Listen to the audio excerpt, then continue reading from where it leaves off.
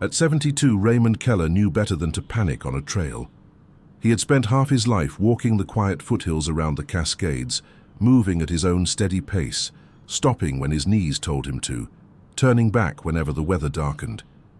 But that afternoon, when the sun dipped behind the low ridge and the shadows stretched across the forest floor like long black fingers, even he felt something tighten in his chest, a pressure he hadn't felt in years.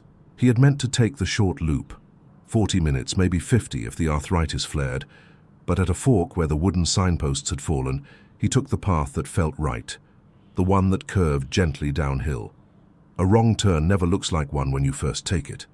Not until you realize the trees have changed, the slope is sharper than it should be, and the air carries a stillness you can't explain.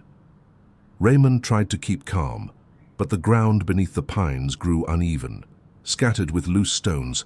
When his boot rolled on one of them, the pain shot up his right leg so fast it forced him to grab a tree for balance. A twisted ankle, bad but survivable. In his younger years, he would have powered through it. At 72, he had to measure every step. He told himself he'd turn back once the pain settled. Then he noticed something on the dirt ahead, a set of tracks, deep, clean, fresh, too large for a dog, too wide for a deer, and the shape, rounded pad, 3 clear toe marks, was unmistakable to anyone who'd lived long enough in these parts. A cougar. His first thought wasn't fear, it was irritation. Of all days, he muttered under his breath. But irritation didn't change the fact that he had wandered straight into a predator's territory, injured, alone, and losing daylight fast. Raymond lifted his head slowly, letting his eyes adjust to the dimming forest. Pine needles whispered above him, stirred by a breeze that didn't reach the ground. The smell of sap and cold dirt thickened, and then he saw it, far off between 2 firs, a shape the color of dying grass. Low, still, watching. The cougar wasn't attacking, not yet. It was studying him the way a hunter studies a wounded animal, quiet, patient, calculating. Raymond tightened his grip on his walking stick. He knew the rules. Make yourself big, stay loud, don't run, don't look weak. But his ankle throbbed, his balance was off, his voice wasn't as strong as it used to be, and the cougar began to step forward. Raymond Keller wasn't the type of man people worried about.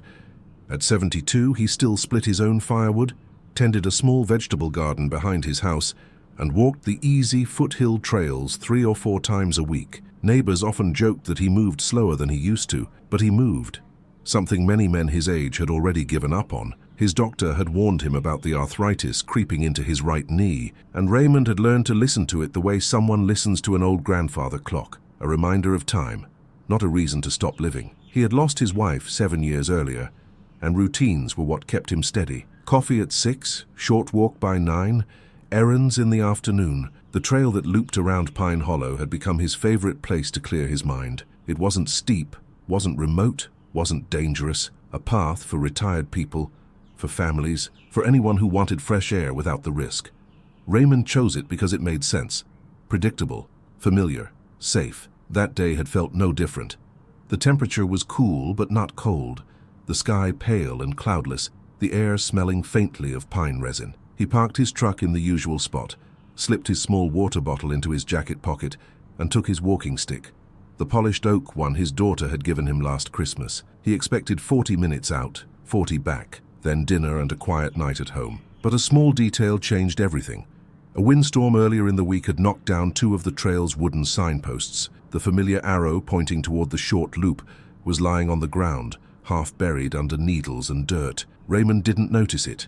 Instead, he followed a path bending gently downhill, a path he had never taken but assumed would reconnect later. It didn't. The farther he walked, the narrower the trail became. The air grew still. Birdsong faded, and somewhere far behind him, without his noticing, the easy loop trail disappeared completely. Raymond wasn't lost yet, but he was heading straight toward a stretch of forest where even experienced hikers rarely ventured, and where a single misstep could turn a harmless walk into a fight for survival. Raymond paused at the bend where the trail narrowed into a corridor of firs. He hadn't meant to go this far, and his ankle reminded him of it with a dull, throbbing pressure every time he shifted his weight. He leaned on his walking stick, took a slow breath and turned in a small half-circle to look behind him. Nothing looked familiar. The forest had a way of folding in on itself when you didn't know what you were searching for. Trees repeated patterns, shadows copied each other, and the ground became a mosaic of leaves and roots that offered no sense of direction. He wasn't panicking,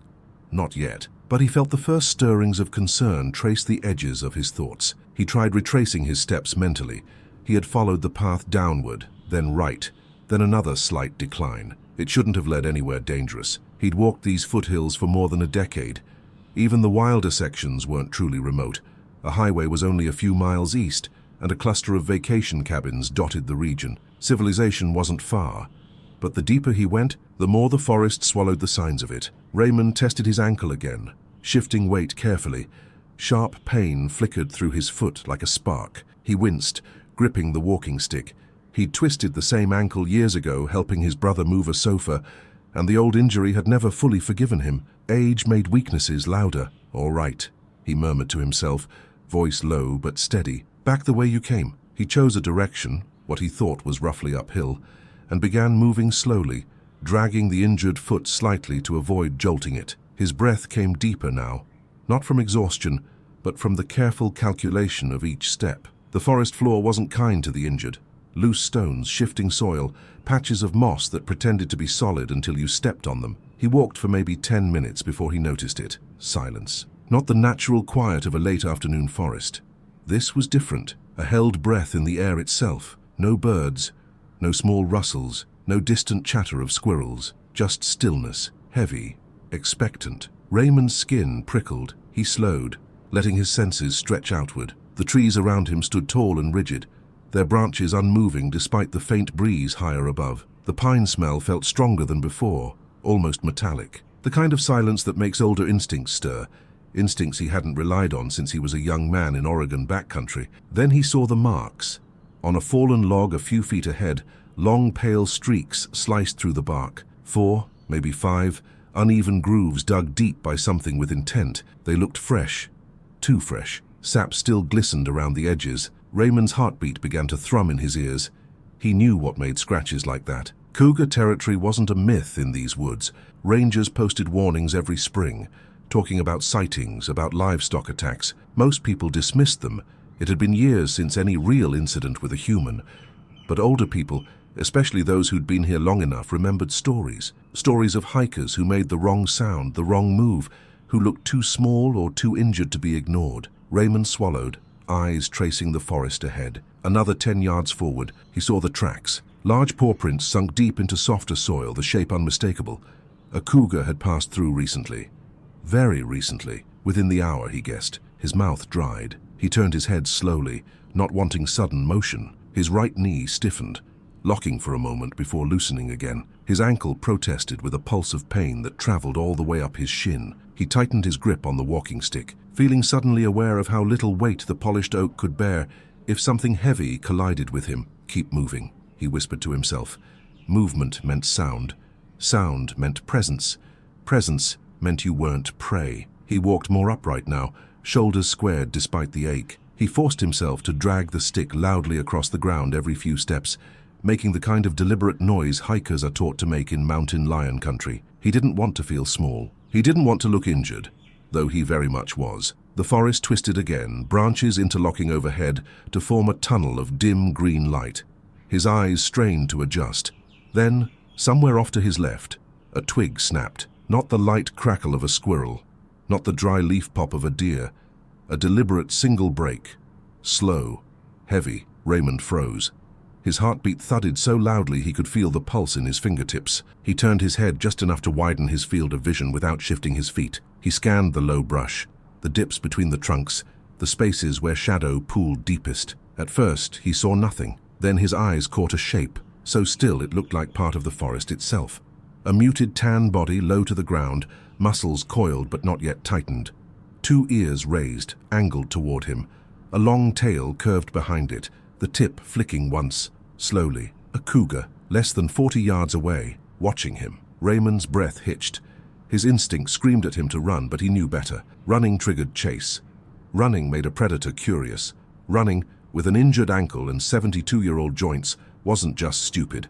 It was suicidal. He planted his feet, lifted his arms slightly, shifted his weight to keep himself looking stable. The cougar didn't move. Not forward, not back. It simply stared, gaze focused and unblinking, its body angled as though deciding whether this strange, slow-moving old man was a threat or an opportunity. Raymond forced himself to breathe through his nose, slow and steady.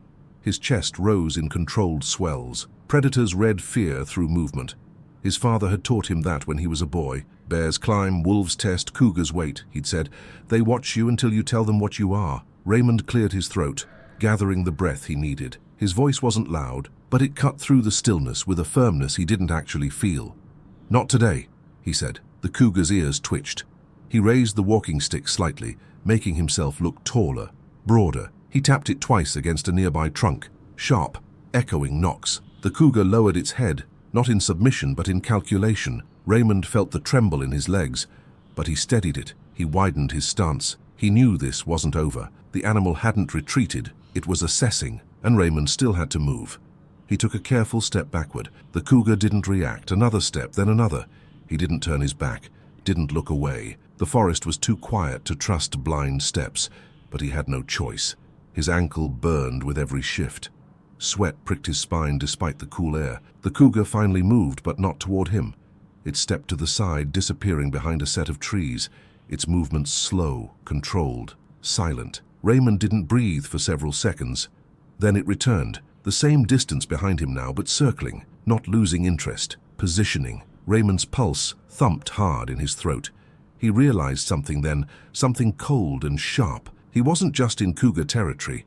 He was being tracked. Raymond had always imagined that if danger ever came for him in the woods, it would arrive in one clean moment, one obvious threat, one clear decision. Instead, it came in inches and seconds, stretched out thin as wire. The cougar didn't charge. It didn't roar. It simply vanished and reappeared, shifting its position like a shadow that refused to stay where it belonged. It moved through the trees behind him now, matching his slow retreat. Raymond heard almost nothing, just the occasional brush of a branch, the faintest rustle of needles under a careful paw. Every instinct told him he was on borrowed time. He kept his eyes moving, scanning left and right without making sudden jerks. His world narrowed to three things: the ground under his feet, the pain in his ankle, and the unseen circle the cougar was drawing around him. "Stay big," he murmured under his breath. "Stay loud." He lifted the walking stick again and slammed the tip into a rock, letting the sound ring out. "Hey!" he barked, his voice cracking halfway through. "Hey!" The forest swallowed the sound faster than he liked. He took another step back. The incline beneath him was uneven, drifting slightly downward. That bothered him more than the pain. Downhill meant away from the trailhead, away from his truck, away from the last place anyone might remember seeing him. His foot brushed against something, an exposed root. He caught himself in time, but the jolt sent a spike of pain up his leg. His breath hissed between his teeth. He knew the cougar saw that. Predators recognized weakness. It was written in flinches and small stumbles. "Not like this," he muttered. He needed two things now: distance and advantage. Running was out of the question. Climbing would be difficult with his ankle, and cougars could climb better than he ever could.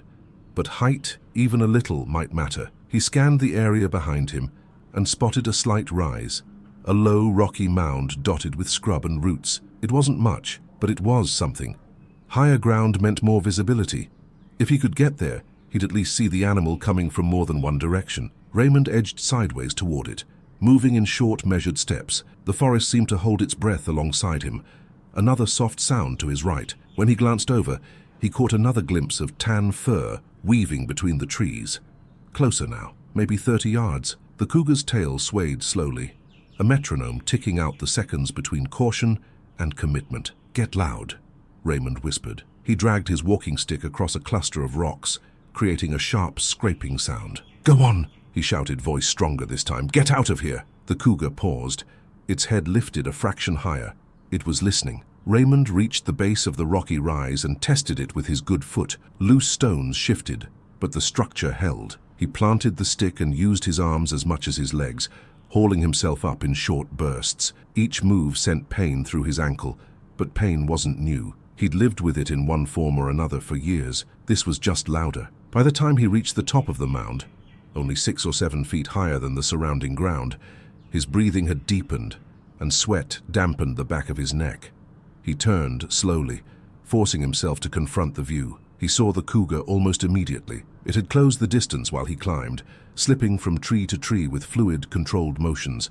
Now it stood partially in the open, front legs braced, hindquarters angled as if ready to spring, though not yet fully committed. Its eyes locked onto his. "Yeah," Raymond said quietly. "I see you." He raised the walking stick above his head, elbows wide, shoulders squared. He wasn't tall, not anymore, but up on the rocks with his arms stretched, he managed to look like more than a hunched old man. The cougar's ears flicked back for a heartbeat, then forward again. Raymond began talking, not to the animal, not exactly, but to the space between them.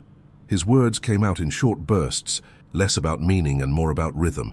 "You don't want this, I don't want this, I'm not food, I'm not easy." He stomped once on the rock, sending a dull thud through the air. The cougar flinched. Not much, barely a shift, but enough. It glanced past him, scanning for other movement, other sound. There was none, just him. Alone, Raymond thought. It knows I'm alone. The sun had dipped lower now, and the light filtering through the canopy took on a colder tone. Shadows thickened around the bases of the trees. He didn't have much time before visibility dropped further. Cougars preferred low light. Dusk was hunting hour. He had to move. Raymond traced an invisible path in his mind, down the opposite side of the rocks, back toward where he believed the main trail should be, keeping as open a line of sight as possible. Thick brush was his enemy now. It would hide both his steps and the cougar's. "Last chance," he said aloud, more to himself than anything. He lifted the stick high and brought it down hard on the rock, the crack echoing sharper this time. The cougar's tail flicked faster.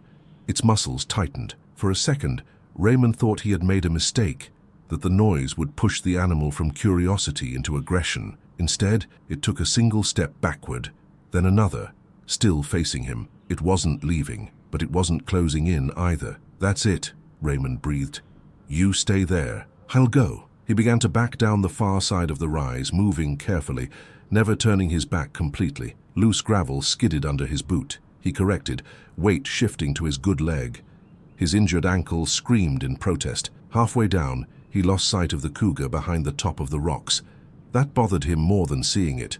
He reached the bottom and straightened slowly, heartbeat hammering. He could either keep staring at the rise, hoping to catch a glimpse of movement, or start moving toward what he hoped was safety. Standing still wouldn't help. Predators could wait longer than any old man. He chose movement. Every few steps, he tapped his walking stick against a tree trunk, a rock, anything solid that could carry sound. He kept talking too, not coherent sentences anymore, just noise. Mud clung to his boots where the ground grew softer. His ankle felt swollen inside the shoe, each bend stretched tight. He adjusted his gait to roll more from heel to toe, trying to avoid twisting. After a while, the trees ahead thinned slightly and the ground leveled. A faint line cut through the undergrowth, a trail, narrow but clearly shaped by human feet and bike tires. Relief loosened something in his chest. "Finally," he breathed. He stepped onto the firmer path, testing it as if it might vanish. It held. The footing was solid, predictable. He looked left, then right. One way sloped gently uphill. The other disappeared into deeper shade. Uphill meant closer to the main loops, closer to the parking lot, closer to people. He turned uphill. As he did, a small sound reached him from behind, a light clatter of stone on packed earth. He didn't have to look to know. The cougar had found the trail too. Of course it had. Raymond swallowed, throat dry.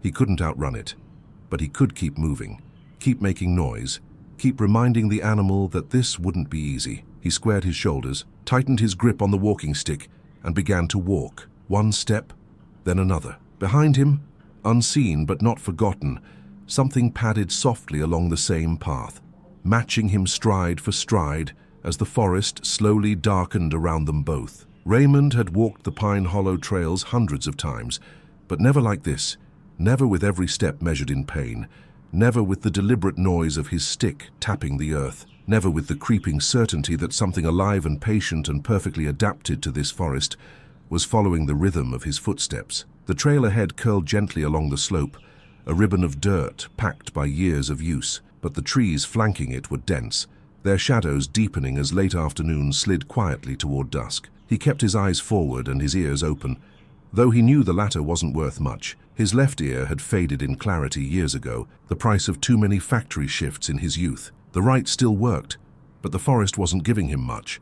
The cougar could be 10 yards away or 50. Silence hid everything. His breathing settled into a slow, controlled pattern, not calm, but disciplined. Panic could shorten a man's life faster than any predator. He knew that. He'd seen men in their 30s unravel on hiking trips when they got off track. Age gave him something youth didn't, a kind of stubborn slowness, a refusal to rush even when rushing felt necessary. "Keep steady," he muttered, adjusting the roll of his foot so his ankle wouldn't buckle. One thing at a time, the forest began to change again.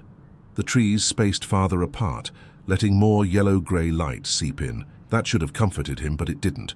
Open ground meant he was easier to see, easier to follow. The trail here curved along the edge of a shallow ravine, the earth sloping down sharply on the right. Dry leaves and patches of moss clung to the incline like loose fabric. He stayed on the upper side, keeping to the left edge of the trail, where the ground held firmer. Behind him, a light crunch, a single footstep, echoed through the quiet. He stopped instantly. The sound stopped too. He turned his head slowly, heart pushing hard against his ribs. The trail behind him lay empty, swallowed in the grey-green light. No movement, no fur, no shadow out of place. But he felt it. A pressure in the air, a presence low and silent, tracing the outline of his path. "All right," Raymond whispered. "We're doing this together then." He lifted his stick, struck it once against a tree trunk, and forced his legs forward again. Minutes passed, 5, then maybe 10. Trail time blurred when fear thickened the seconds. He kept listening for the quiet pad of the cougar's approach, but the animal stayed careful, almost professional in its stealth. The forest swallowed its movements like a confidant keeping a secret. Raymond's ankle throbbed harder now, swelling. He could feel the pressure building with each step, the joint tightening, the pain flickering up into his calf. Stopping would help the pain, but stopping could also make him a silhouette alone on a trail at dusk. Predators understood pauses. They exploited them. He pushed forward. Up ahead, the trail forked again. One branch dipped toward the ravine. The other climbed slowly into a section of forest with fewer trees and stronger light. He didn't hesitate. Higher ground. Always higher ground. He took the left fork and climbed. As he moved, the forest opened slightly, revealing a patch of rock outcroppings scattered between the trees. Some were small, only a foot tall, but others jutted knee-high or more. Their surfaces were uneven, scarred by weather and time. Raymond eyed them carefully. Rocks meant noise if he needed it. Rocks meant better footing for a moment or two. Rocks meant a physical barrier. He angled toward them. Before he reached the nearest outcrop, a soft rumble rippled through the still air, a sound so low it almost didn't exist. More vibration than noise. He froze. The cougar was close now, close enough to let its warning spill into the air. It wasn't a snarl, not yet, just a reminder. "I am behind you. I am watching. I am not done deciding." Raymond slowly turned his head, inch by inch, not wanting to trip on loose stones if he moved too fast. There it was. 25 yards back, half concealed by a cluster of young firs, the cougar stood poised, its body angled forward, tail curved low. Its eyes glowed faintly in the dimming light, steady and unblinking. It wasn't crouched for a charge, yet, but it was closer than before, closer than he wanted to believe. Raymond lifted the stick high with one arm and spread the other wide, making himself look larger. His voice shook when he spoke, but he forced volume into it. "Back!" he shouted. "Get back!" The cougar didn't move. He stomped the ground hard with his good foot. Dust jumped. The sound echoed. Still nothing. The animal flicked its tail once, slowly, a silent punctuation mark. Raymond's throat tightened. He took a single step backward toward the rocks, eyes never leaving the cougar. It followed. One step, quiet, controlled, almost graceful. Raymond's heart hammered, but he didn't break. He didn't turn. Fear was primal, but age gave him a strange gift. The ability to face it without the reflex to bolt. Young men ran. Old men braced. He reached the rocks and climbed onto the nearest one, gaining a few more inches of height. It wasn't much, but it offered perspective, a way to see both the animal and the trail ahead. He tapped the rock with his stick, harder this time. The sound cracked through the trees. The cougar paused again. Then, slowly, it eased onto its haunches, not in submission but in patience. It was waiting, watching, measuring. Raymond's breath tightened. Predators waited when they weren't sure. They waited when they were deciding whether the effort was worth the reward. They waited when a prey animal looked stronger than expected. But they also waited when they believed weakness would soon reveal itself. He knew which one he was. The cougar tilted its head, eyes narrowing slightly. Raymond swallowed. "You don't get to choose how I go," he murmured under his breath. "Not today." He lifted the stick again and slammed it against the rock. Sharp, loud, deliberate. The cougar flinched, just a flicker, but it shifted its weight backward. Raymond used the moment. He stepped down from the rock and kept moving uphill, each step careful but firm. The trail tightened between two old pines, their trunks worn smooth by wind and age. He slipped through the gap and entered a wider clearing. The cougar didn't appear in the gap. For 20 long seconds, the forest stayed still. Then, soft, quiet, unmistakable, the dry whisper of brush being pushed aside came from his left. It had gone around. Circling again, Raymond gripped the walking stick so tightly his knuckles ached. His ankles shook beneath him. Sweat pooled at the base of his neck despite the cooling air. He forced himself to speak, to remain a presence in the fading light. "You're not getting an easy night," he said. "Not from me." He reached the far end of the clearing and stepped onto another patch of firmer ground. The trail here widened, and through the trees on the right, he saw something that almost made him collapse with relief. A weathered wooden post. A trail marker. The main loop wasn't far now. Raymond approached it, breath quickening. The sign was old, the arrow faint, but it didn't matter. It pointed uphill toward Pine Hollow's main path, toward safety. He tapped it twice with the stick to steady himself. That's when he heard it. Not behind him, not circling, directly ahead. A low growl, deeper than the last, coming from a cluster of brush where the trail bent out of sight. Raymond stopped dead. The cougar hadn't just followed him. It had moved ahead of him, cutting him off, turning the forest into a funnel, a trap. Raymond felt the moment like a blow. He wasn't being stalked anymore. He was being pinned. He tightened his grip on the walking stick, and the forest, suddenly darker than before, held its breath. Raymond didn't move at first. He couldn't. The sound ahead of him, low, steady, unmistakable, rooted him in place. For a moment he felt as if the forest itself had shifted, turning from indifferent witness to silent accomplice. He stared toward the bend where the trail curved into shadow. The brush there was dense, tangled in a way that caught light unevenly, making every shape seem like something waiting to detach itself. He lifted his walking stick slowly, keeping it angled across his body. His heartbeat thudded hard but steady, a deep drumbeat in his ears. He forced himself to breathe through his nose, slow and quiet. "It's you," he whispered. "You circled around." Of course it had. Cougars didn't think in straight lines.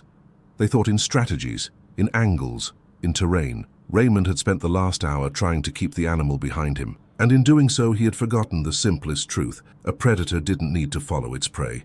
It just needed to get ahead of it. His ankle pulsed with white-hot pain when he shifted his stance, but he ignored it. Pain was familiar.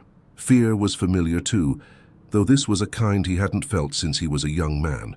Raw, honest, stripped of ego, he felt like prey. A lifetime of strength, pride, independence. None of that mattered now. What mattered was not giving the cougar a reason to close the distance.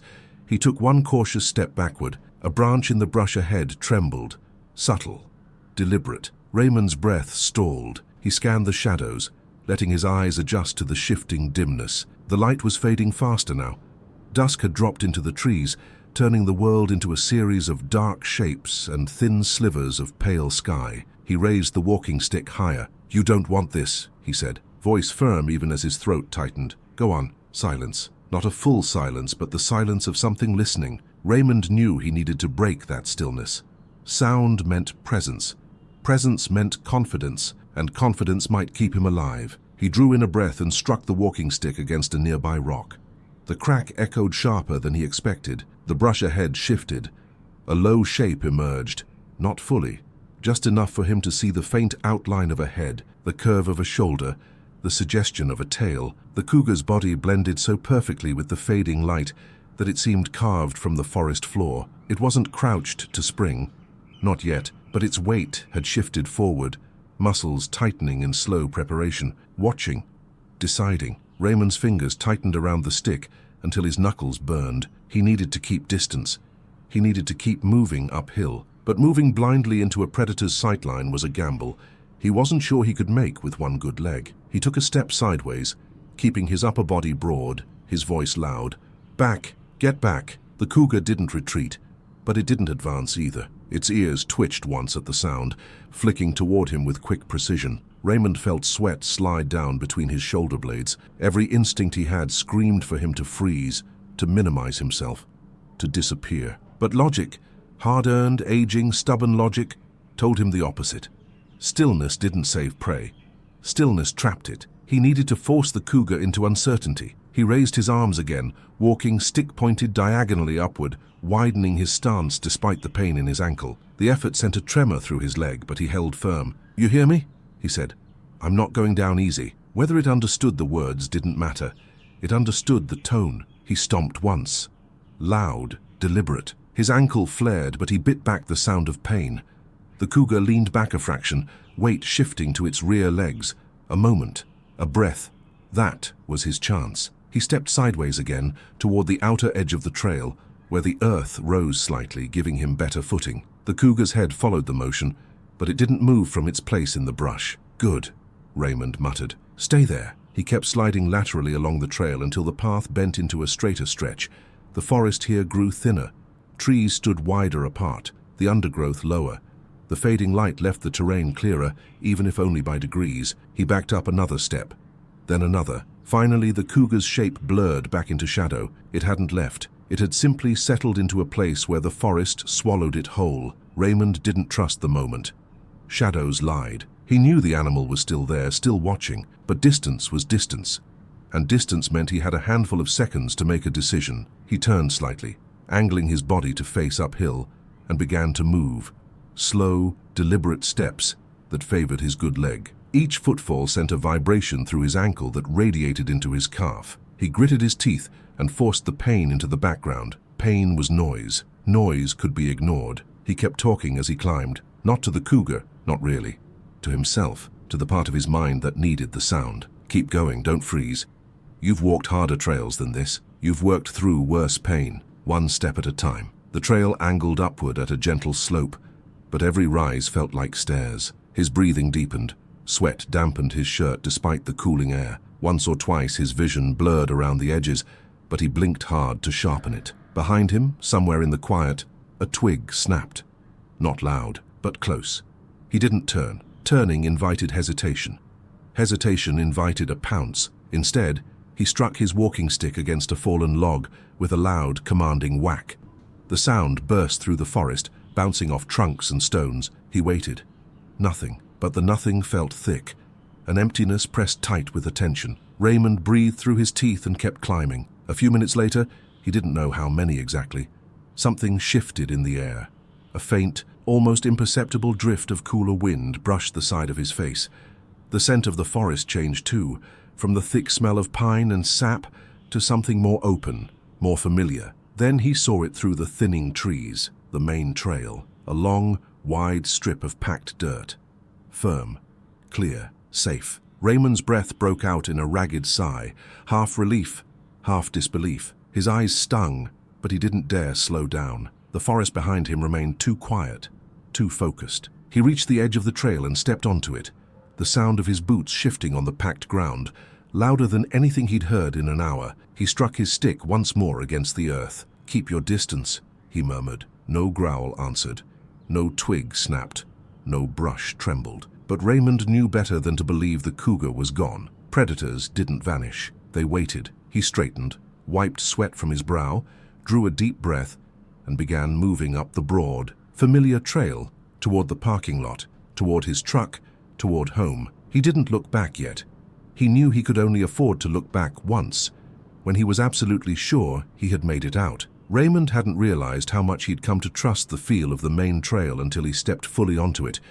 The dirt was compacted, familiar beneath his boots, the edges lined with the scuffed prints of cyclists and families and weekend walkers. This was the path people took when they wanted nature without risk. Here the forest felt like scenery again, not something calculating his every move. He paused just long enough to draw a deeper breath. The ache in his ankle roared back into awareness, now that immediate survival wasn't the only thing on his mind. It pulsed in hot waves, the joint swollen and tight inside his boot. His knee chimed in. a dull ache spreading through the old arthritic groove that had been threatening to stiffen all afternoon. "Not yet," he told it quietly. "You can lock up later." The parking lot, if he judged correctly, was still at least a mile and a half away. On a good day, that was an easy walk. Today, with a damaged ankle, fading light, and a possible predator still somewhere behind him, it might as well have been 10. He started forward anyway. Every step sent a throb up his leg, but the ground was kinder now. No loose rocks, no sudden holes hidden under leaves. He focused on the rhythm. Plant the stick, move the good foot, bring the injured one in a controlled slide. Repeat. The pattern was almost mechanical, something to hold onto when his mind wanted to splinter into fear. He kept talking under his breath. "You've done worse, Ray. Those winters in '79, the factory nights, carrying your brother when he broke his leg out by the quarry. You've always been stubborn. Just be stubborn a little longer." A faint noise behind him made him stiffen. A soft crunch, quick and light, like weight shifting on packed soil. He stopped. The forest seemed to lean in around him. The trees on either side of the trail turned into dark pillars. He didn't turn his head, not yet. He listened. Nothing, but he could feel that heavy, focused silence again, the kind that had followed him for the last hour. He swallowed. Then, breaking his own tension, he slammed the walking stick down hard on the trail. The crack of wood on dirt snapped through the quiet. "Still here, are you?" he said aloud. "Good. Keep your distance." He finally turned his head, slowly, scanning the line of trees that bordered the path. It took him a moment to find it, but there, half hidden between two trunks, he saw the faint, low silhouette, not moving toward him, just matching his pace, as before. Raymond breathed out through his nose. "You're a stubborn one too," he muttered. He turned back around and kept walking. Minutes stretched. His world collapsed into small tasks. Reach the next bend, make it to the stump with the exposed roots, past the fallen birch he knew was about halfway back. Landmarks he'd barely registered on easy walks now became lifelines, proof that he was closing the distance to safety. The light thinned further, bleeding into a blue-gray dimness that made details harder to pick out. Shadows fused together. The Cougar's shape disappeared from his peripheral vision. That unsettled him more than seeing it. He forced himself to keep the noise going, tapping his stick against rocks, dragging it along the edge of the trail from time to time, even humming an old tune under his breath when his throat felt too tight for words. "Anything to say? I am not an easy target. I see you. I'm still here." His chest began to burn with the effort, not sharply, but with the dull heaviness of lungs asked to do more than they were used to. He slowed his pace, not wanting to tip himself into trouble. Surviving a cougar encounter only to collapse from exhaustion would have been the kind of irony his friends at the diner would joke about for years. He rounded another curve and finally saw it. The thin break in the trees, the dull gleam of metal, the straight lines of parked vehicles, the parking lot. Relief came so fast it almost buckled his legs. "Easy," he told himself. "You're not done yet." He forced his feet to keep a steady pace until the trail widened into gravel and the smell of dust and engine oil mingled with the forest air. His old pickup sat where he'd left it, paint sun-faded, a small patch of rust growing above the rear wheel. He had never in his life been more grateful to see something so ordinary. He stopped a few yards short of it and turned around one last time. The main trail behind him stretched into the trees, now more shadow than path. For several seconds he saw nothing. No movement, no flash of tan, just the dark curtain of the forest. Then, at the edge where path dissolved into undergrowth, he caught it. The faintest suggestion of a shape, a low head, two reflective glints where eyes might be. The impression of a tail moving once, slowly. They watched each other in silence. "Go on," Raymond said softly. "You did your job. You reminded me I'm not in charge out here." The shape didn't move. He couldn't even be sure if he was seeing the animal or just arranging shadows into what he expected. A wind passed through the trees, rattling branches. Needles shivered loose and fell in a fine, whispering rain. When the forest stilled again, the shape was gone. Raymond let out a breath he felt like he'd been holding for an hour. The pain in his ankle roared back into focus, stronger now that adrenaline had begun to ebb. His knee stiffened too, a rigid complaint that spread up into his hip. He felt 80 instead of 72. He hobbled the last steps to his truck, leaned heavily against the door, and rested his forehead briefly on the cool metal. The contact grounded him, a reminder that the world still contained straight lines, flat surfaces, things that didn't watch and weigh his every move. After a moment, he unlocked the door and climbed in, gritting his teeth as he twisted his injured ankle to pull it into the cab. The joint protested sharply, but he managed. He sat there with the door still open, breathing hard, one hand resting on the steering wheel. The wood stretched out in front of him, tall and still.